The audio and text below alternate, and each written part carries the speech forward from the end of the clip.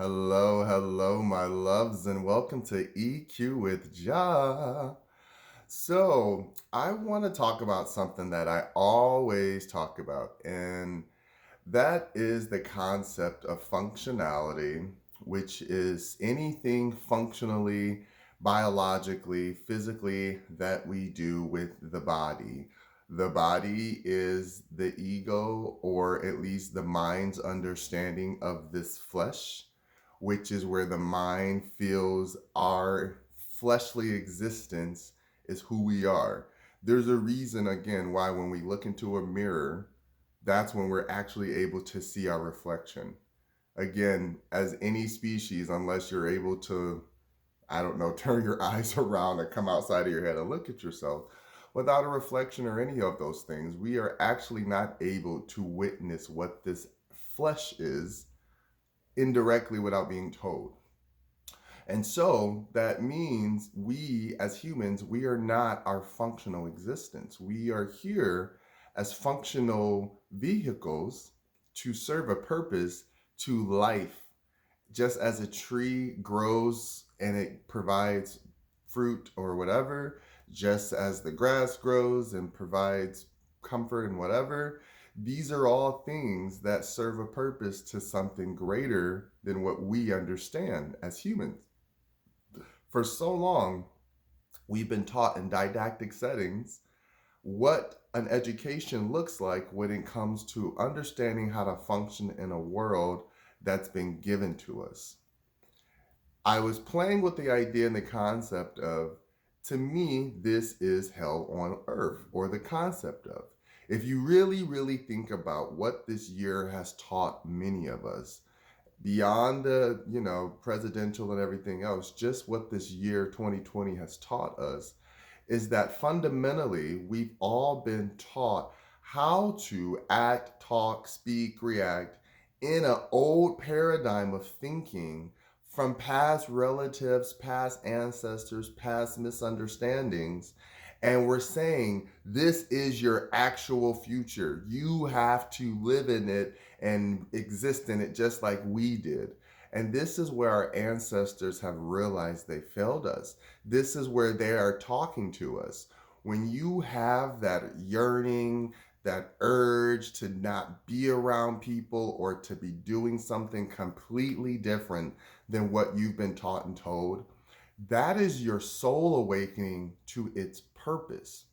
Now, purpose is something much more unique than function. Functioning is vital to our existence, but it is not the only thing that we as humans are supposed to do. And there's a lot of people who are existing, but they're not creating, or they're not on their current soul path, or they are on their soul path and they're hindering it by self sabotaging it because they don't believe they're ready, they're capable, they're strong enough, they're wise enough, or whatever the case may be, because of fundamental emotional conditioning that came from linear systems of thinking this is who you are, this is what you're built for, this is what you do. Unfortunately, I am so sorry to our ancestors for having to go through that. But what they taught us, especially in this year of 2020, is understanding that who you are into the lineage you're born into, what you do with the socioeconomic status you have, those are all beautiful things if you use to utilize them as a tool versus a weapon. But again, they are only something here to either activate or what's the word, catalyst, act as a catalyze as a way to get to your soul purpose. Your soul purpose, this is the part of us where I call it the remembrance. When we go to and we have our dreams and we daydream and we draw and we write and we create, the soul remembers all of these emotions and things that it's been through. It doesn't remember where they come from, but this is why we have so many random, what we call distorted realities in amongst so many people. Just because I live on this side of the street and you live on this side of the street, someone created some type of random conditional bias, and because we both are witnessing this person spitting hate and this person spitting hate, the reality must be real. This is where, again, our purpose is not, it has nothing to do with our functional world. Whatever we do in this functional world, you can have a day job. Your day job is not your purpose job. And so for me, recognizing that if we really think about it, again, the hell on earth concept is, why would I work a job that I know I don't have to work every day if I can do it more effectively and efficiently online? That's what a lot of people are realizing now, because we were all conditioned in the brick and mortar system of, you have to go to this school, you have to be taught by this teacher, you have to do this curriculum to be this type of level of education, excellence, knowledge, wisdom, whatever. And that's not true. You could find the same wisdom walking down the street that you could find sitting in $1,000 seat in some school that somebody said is prestigious. That's your choice, but again, that's not going to lead you any faster to your sole purpose if you're living for someone else's functional purpose. Does that make sense? And so what I've started realizing is that in order to get to this place we call heaven on earth, that's when you start to listen to what makes me happy. Why do I have an urge to write? Why do I have an urge to speak? Why do I have an urge to tell people exactly what I feel without feeling like I need to have judgment on it? This is part of my soul journey. I've always been able to be a person where I was so focused on my own life growing up, I didn't have time to worry about other people, honestly. I knew for a very long time, you're black, you're gay, you're tall, you're this, I was a fat kid. I was every little demographic nuance of what is supposed to be cool, what's supposed to be unpopular, what's supposed to be, all of these things that fundamentally helped other people operate in this world. But for me, I had to perfect all of them. I had to learn how to be this type of guy and be this type of gay and be this type of, and it was too much where I was like, this is not my purpose.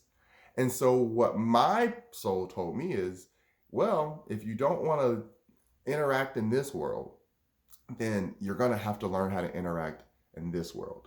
And that's where the soul healing came in. And that's where the 4D connection came in, to be able to view everything from a tertiary perspective. So I wasn't stuck in a linear paradigm of someone else's demise or conditioning or pain. I could say, hey, that pain is real and I acknowledge it and it sucks, but it doesn't belong to me. I see that my soul needs more healing over here, so we're going to do that. And my soul healing has been able to love my inner child. When I was able to see that, I mean, I was shy, y'all. I didn't want to talk to nobody. I didn't like standing in front of people. Like, I am still so at awe how shy I thought I was, because when I was younger, everyone was like, he's shy, he's shy. It wasn't that I was really shy. I just didn't have nothing to say to somebody that I didn't know or like. But because I was given that title as a kid, he's shy, I believed it. And then I became shy about expressing myself. I became shy about singing. I became shy about drawing. I became shy about acting. Any of these things I used to love to do when I was a child, I all of a sudden had a complex about. And that's when I realized, in some functional world that served my family somehow, some way, not in anything negative, but they saw themselves protecting me from something maybe I didn't see. But unfortunately, the duality was, it also told me that I didn't have to try to understand myself. And so therefore, my function shut down. And then when I came back to my adult world, I spent so much time thinking I had to build something that was never mine, that I almost got lost not paying attention to my purpose. Now, the reason why function and purpose are so important is because they are the foundation, the legs, to the third part of the other stool of the chair, however you want to look at it, baby, a triangle or a stool. You need that third leg to hold it up. And so that's where you get to walk in and say, okay, I can see that biologically I'm this. I can see that purposefully and functionally I do this. What does all this mean? When you allow your purpose to live in its full authentic self, which is the soul being as openly out, flamboyantly gay, whatever that means, tough and rough and masculine, whatever that means, all of these things that were a part of my identity, whatever they meant for me, I had to embrace them and somehow marry the two together to become a hybrid of what I know is patience. Patience and silence is how everything grows. Is how and why we get to understanding the inner child. And the inner child holds the key to all of our passions. This is why it's so important to, again, if we do not crush the child when they are a child, the child is at its purest sense of understanding, its purest sense of ego, its purest sense of confidence. And all we have to do is mold it and cater it and help it grow.